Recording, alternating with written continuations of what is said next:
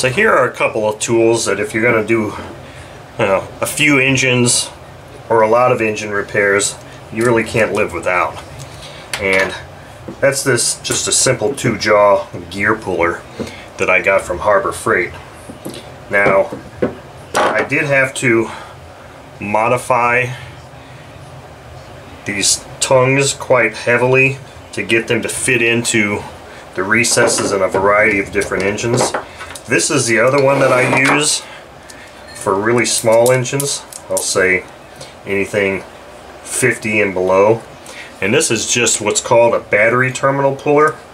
I think they sell these at Walmart, but I think I may have even got this from Harbor Freight. Now this thing is a complete piece of crap. I mean, it's flimsy as all hell, but it does do the job.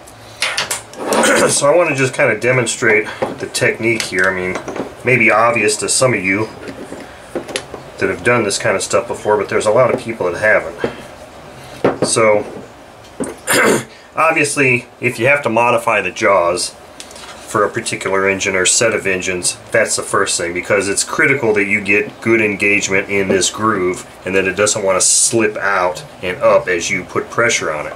Now obviously the way this works is you attach it like that and then you just go and screw this in and it just pulls that off.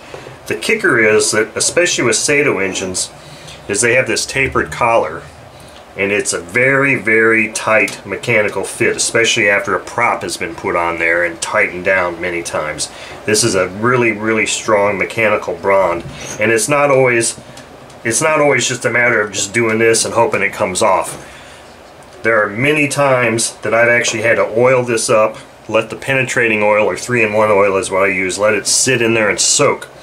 And what I'll do oftentimes is, if that isn't enough to just pull it off, is I will just put it under pressure. Right now it's only under the pressure of my hand, but if I actually put some real pressure on it, see, and that's what happens sometimes, is it'll slip off. So I may not actually be able to use this puller on this engine, even though I thought I could.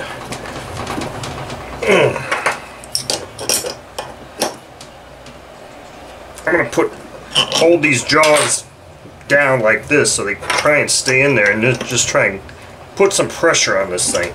And once I get some pressure on it, some decent pressure, then what I can go do is go apply some high heat to this.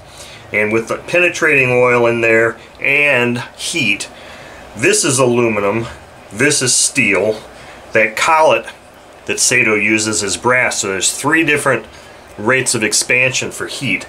So what I've been successful at doing many times in the past is I just put a lot of tension on this thing. Like right now, it's got tension on it, but I think it just broke loose, and it did.